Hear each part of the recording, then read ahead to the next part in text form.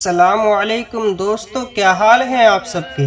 آج کی ویڈیو ہونے والی ہے کہ رمضان شریف میں ہم کن لوگوں سے بچنا چاہیے اور کون کون سی چیزوں سے بچنا چاہیے۔ ویڈیو شروع کرنے سے پہلے میرے چینل کو ضرور سبسکرائب کریں اور بیل آئیکن کو بھی دبا دیں۔ میری پیاری بہنوں، رمضان کا مہینہ آتے ہی صرف دن اور راتیں ہی نہیں بدلتے، بلکہ گھروں کی کیفیت، دلوں کا سکون اور رزق کی حالت بھی بدلنے لگتی ہے۔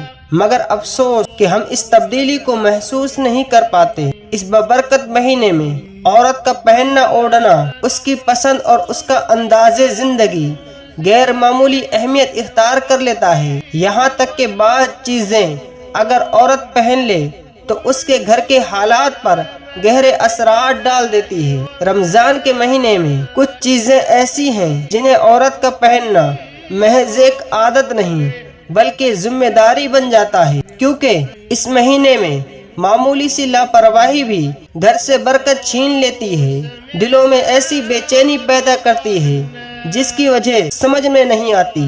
آپ نے غور کیا ہوگا کہ بعض گھروں میں اچانک سکون ختم ہو جاتا ہے، بات بات پر دل الجھنے لگتا ہے، رزق میں تنگی محسوس ہونے لگتی ہے، مگر اس کی اصل وجہ پر کوئی غور نہیں کرتا۔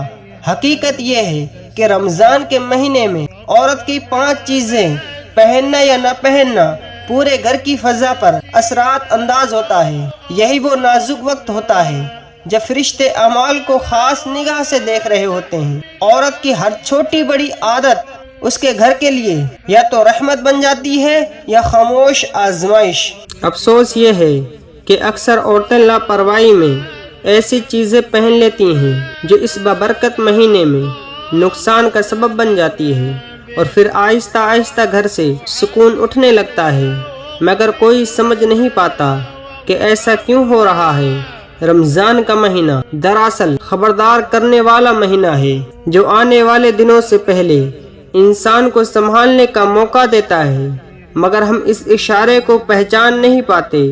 تو آؤ میری پیاری بہنوں، وقت ضائع کیے بغیر ہم بات کرتے ہیں ان 5 چیزوں کے بارے میں جنہیں رمضان کے مہینے میں پہننا بہت ضروری ہے، کیونکہ اگر انہیں نظر انداز کر دیا جائے تو گھروں میں غربت آہستہ آہستہ ڈیرا ڈال دیتی ہے، پریشانیوں قدموں سے لپٹ جاتی ہیں اور سکون ایسے رخصت ہو جاتا ہے جیسے کبھی تھا ہی نہیں۔ میری پیاری بہنوں، چٹیاں محض زیور نہیں ہوتی بلکہ عورت کی نزاکت، اس کے ذمہ داری اور اس کے گھر کی علامت سمجھی جاتی ہے۔ بزرگوں کا کہنا ہے کہ عورت کے ہاتھوں میں چوڑیاں کی کنگن اس کے گھر میں زندگی کی موجودگی کا اعلان کرتی ہے، جیسے کسی سوکھے باغ میں پانی کی پہلی بوند پڑ جائے اور مٹی سانس لینے لگتی ہے۔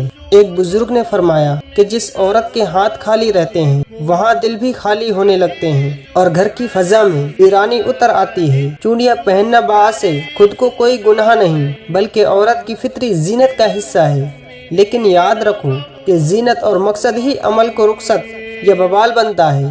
اگر یہی چٹیا کسی غیر محرم مرد کے لیے توجہ حاصل کرنے کے لیے یا اپنی زینت دکھانے کے لیے پہنی جائے تو یہی زینت آزمائش بن جاتی ہے، اس گھر میں پریشانی آنے لگتی ہے اور اس گھر سے سکون اٹھا لیا جاتا ہے۔ اس لیے زینت حدود میں رہے تو باعث اجر ہے، اور حدود سے باہر نکل جائے تو نقصان کا سبب بنتی ہے۔